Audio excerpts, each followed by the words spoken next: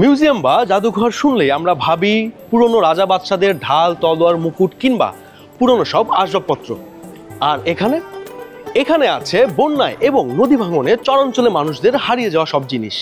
ঠিক যেমন এই কুপিটা, ঠিক ওই আলাদিনের কুপিটার মতোই আর কি। ভাই, এটা আলাদিনের কুপি না, এটা চরে হারিয়ে যাওয়া এক সম্পদ। এরও আছে এক ইতিহাস, আসেন শোনাই। এই জিনিসটা আমরা পুরাতচর থেকে সংগ্রহ করেছি, যে চরটি ইতিমধ্যে নদীগর্ভে বিলীন হয়ে গেছে। এটাকে স্থানীয় মানুষরা অনেকে দোয়াত বলে, অনেকে ন্যাম্পো বলে, কিন্তু এটাকে আমরা কুপি নামে চিনি। এই চর জাদুঘর বানিয়েছে কিছু তরুণ চর প্রেমিক মানুষজন, যারা সবাই কুড়িগ্রামের বাসিন্দা। তো ভাই, আপনাদের মাথায় এই আইডিয়া কে দিল? আসলে কুড়িগ্রাম একটি চরাঞ্চল বেষ্টিত জেলা। প্রতি বছর এখানে দুর্যোগ, বন্যা এবং নদী ভাঙন হয়ে থাকে, যার ফলে চরাঞ্চলের মানুষ তাদের ভিটেমাটি হারাচ্ছে, এবং তার সাথেই তার যে মহামূল্যবান সম্পদগুলো, এই সম্পদগুলোর বিলুপ্তি ঘটতেছে।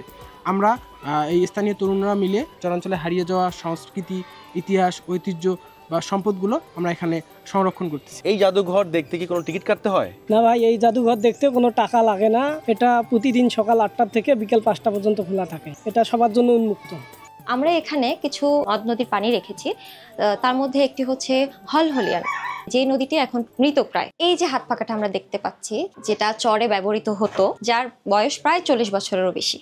এই যে কাঁথা মতো যেটা দেখা যাচ্ছে, সেটা মূলত একটা পাখা, যেটা চরের মানুষরা পাংখা নামে চেনে। একটা সময় খুব ব্যবহার হতো, এটা প্রায় বিলুপ্ত এখন বলা চলে।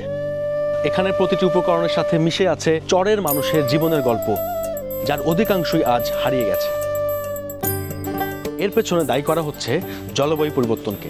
আজ আমি এখানে এসে যেটা বুঝতে পারলাম, সবাই মিলে একসাথে উদ্যোগ নিলে যে কোনো কিছুই করা সম্ভব, ঠিক যেমনটা করে দেখিয়েছে কুড়িগ্রামের তরুণরা এই চর জাদুঘর।